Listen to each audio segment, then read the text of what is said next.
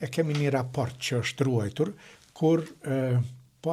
ali i dytë, pas vdekjes së Skënderbeut, dhe më thonë në fundin e shekullit 15, në një raport, këto janë burime historike, nuk po mbetim vetëm në nivelin teorik, por në nivelin burimor, dokumentar, në një raport që përshkruan gjendjen e shqiptarëve, mas më pyete lidhur me këta, thot kësaj raporti është ruajtur në Vatikan, është një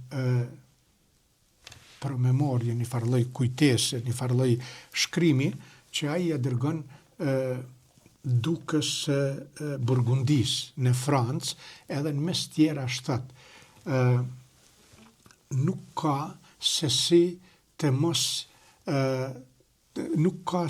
mos dëshprohet njeriu kur ishen këta njerëz të mirë që bredhin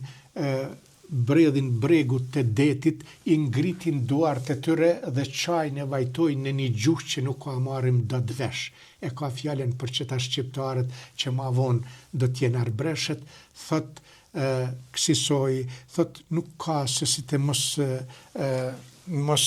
përmallohet, mos dëvuaj njeriu kur i shen këta njerëz që po i ngritin durt rreth qiellit, po luten, po vajtojnë në një gjuhë që s'po kuptojnë dot, është fjala për gjuhën shqipe. Pra në këtë situatë ishin katandisur shqiptarët e asaj kohe dhe anijet me përplot banor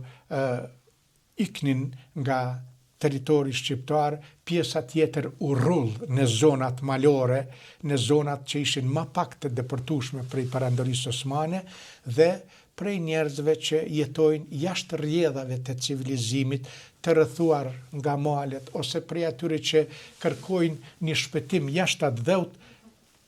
Historia pasuese mandej s'ka qysh tjetë ndryshe